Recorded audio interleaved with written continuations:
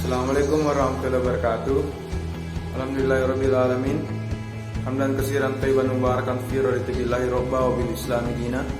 Bi Muhammadin nabiyya wa rasulah. Rabbi shrah li sadri wa yassir li amri wahlul 'uqdatam min lisani yafqahu qawli. Pada hari ini izinkan kami dari kelompok 5 untuk mempresentasikan hasil dari kelompok kami untuk mata kuliah Birokrasi dan Governance Publik. Saya sendiri selaku moderator atas nama Mahathir Muhammad, dan rekan-rekan saya yang pertama Andi Citra Rahma, Andi Muhammad Ibrahim, Saharuddin, dan Arya Atmaja Nasir. Untuk mengefisienkan waktu, saya persilahkan kepada teman-teman saya untuk memaparkan materinya. Nomor 1. Pengertian government. Government adalah salah satu aktor dalam governance.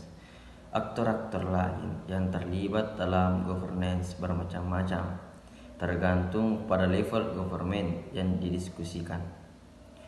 Nomor 2. Jelaskan secara istilah arti dari government.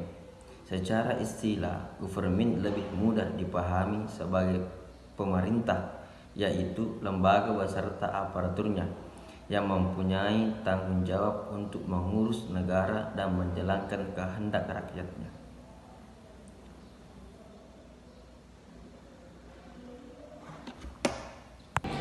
Tiga, ciri-ciri good governance menurut UNDP.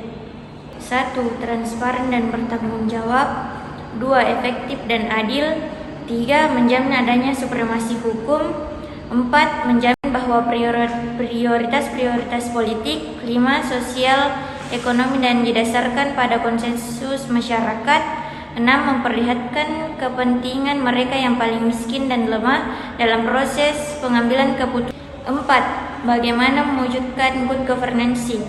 Untuk mewujudkan good governance diperlukan reformasi kelembagaan, institusional reform, dan reformasi manajemen publik, public manajemen reform. Reformasi kelembagaan menyangkut pembenahan seluruh alat-alat pemerintah di daerah, baik struktur maupun infrastruktur.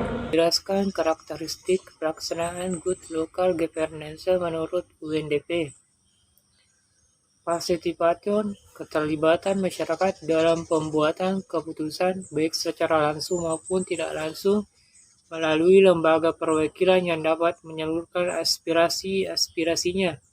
Yang kedua, rule of law, kerangka hukum yang adil dan dilaksanakan tanpa pandang bulu. 4. Responsif, lembaga-lembaga publik harus cepat tanggap dalam melayani stakeholder. 5.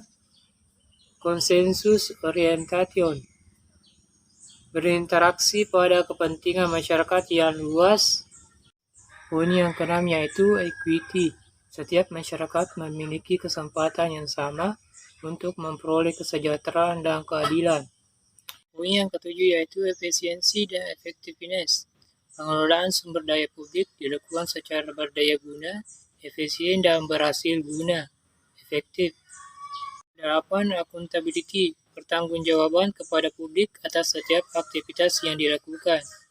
Poin ke-9, strategi vision, penyelenggaraan pemerintah dan masyarakat harus memiliki visi jauh ke depan. Pertanyaan selanjutnya, jelaskan governance secara terminologi. Governance dimengerti sebagai kepemerintahan sehingga masih banyak yang beranggapan bahwa governance adalah sinonim dari government. Interpretasi dari praktik-praktik governance selama ini memang lebih banyak mengacu pada perilaku dan kapasitas pemerintah, sehingga good governance otomatis akan tercapai apabila ada good governance. 7. Apa perbedaan government dan governance? Perbedaan government dan governance terletak pada konsepnya, yaitu government lebih merujuk kepada subjek yang mengatur badan instansi, sedangkan governance lebih merujuk kepada tata pengolahan letak, kestrukturan pemerintah itu sendiri. 8. Apa tujuan pembangunan governance? 1. Mengolah data. 2. Pemanfaatan kemajuan teknologi informasi. 9. Jelaskan sejarah governance sebelum era reformasi. Selama berpuluh-puluh tahun sebelum era reformasi tahun 1998, bangsa Indonesia sering lebih familiar dengan kata government yang berarti pemerintah atau pemerintahan daripada governance yang sesungguhnya berarti juga pemerintah atau pemerintahan. Perbedaannya adalah nuansa politik yang monolitik sentralistik. Maka government merupakan pemerintahan yang bertumpu pada otoritas yang menunjukkan pengelolaan dengan kewenangan tertinggi. Sehingga terjadi adalah pemerintahan menjadi sentralistik, terpusat pada kekuasaan pemerintahan di pusat. Pemerintah atau pemerintahan atau negara menjadi agen tunggal yang mendominir segala aktivitas pemerintahan dan pembangunan.